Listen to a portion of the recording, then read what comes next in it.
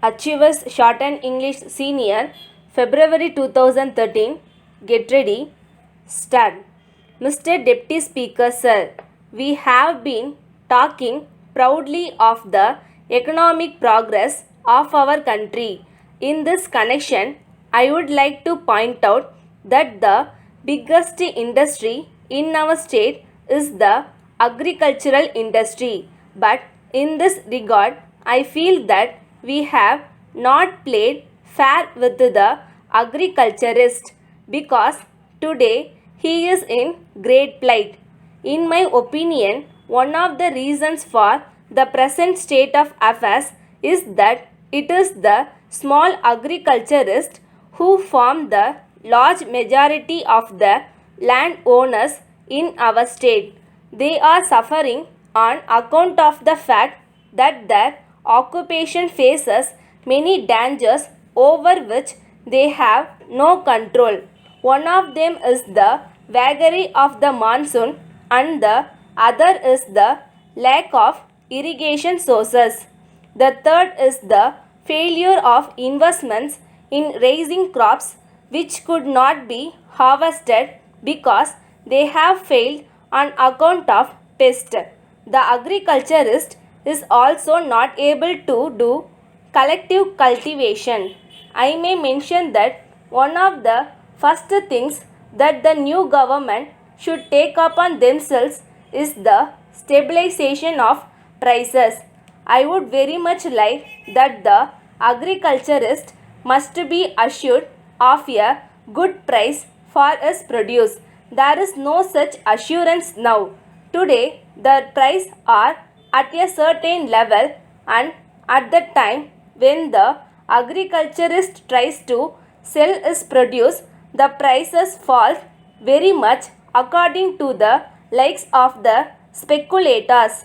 I think this is a risk which he has to suffer. So I am sure it is necessary to stabilize prices. In this connection, I wish to point out that even in rich countries, agriculture is subsidized. It is a fact which we see throughout the world. I have given examples of rich countries where the farmers are intelligent and where there has been mechanization of agriculture. If agriculture is not paying even in those countries, it must be much more so in a poor country like ours where small agriculturists form the majority. So, agricultural subsidy must be part of the policy of any government. As far as I can see, no provision has been made for this in our budget. The future government should take into consideration this factor and take steps to stabilize the prices of agricultural produce. Then only they will be able to make the agriculturist stand on his own feet. Then if we introduce a policy of insurance for his crops, we can improve his lot. Then, so far as the middle classes are concerned, their plight has been discussed in this house again and again, and I need not go into that now. There is one other matter to which I wish to refer, namely the question of textbooks for primary school children.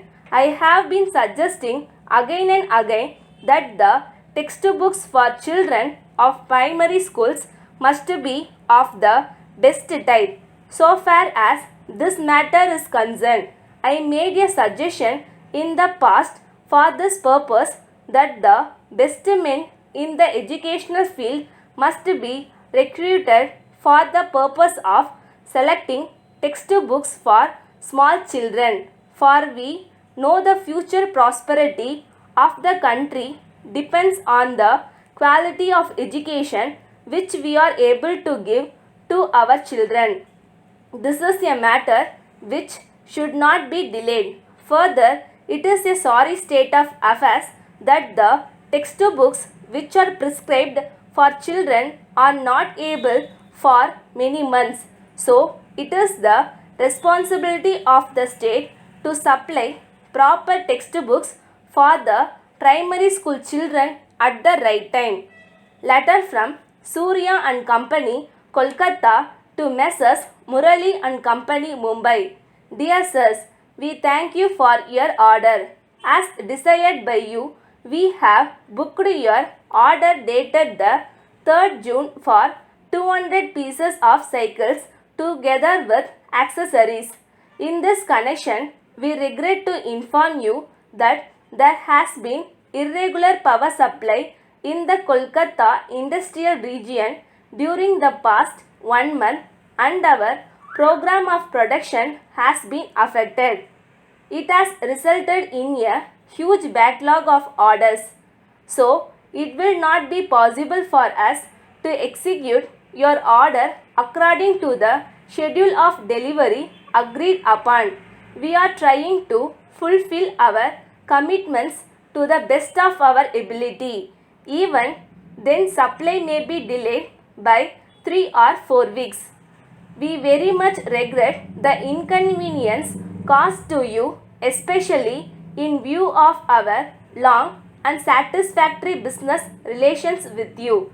But in the present circumstances, it will not be possible to allow any claim for compensation since the delay is due to factors entirely beyond our control.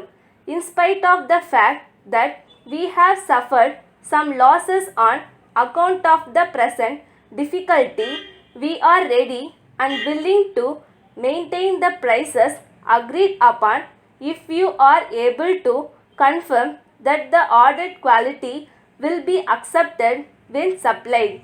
We await your confirmation at an early date and we assure you of our best attention at all times. Yours faithfully.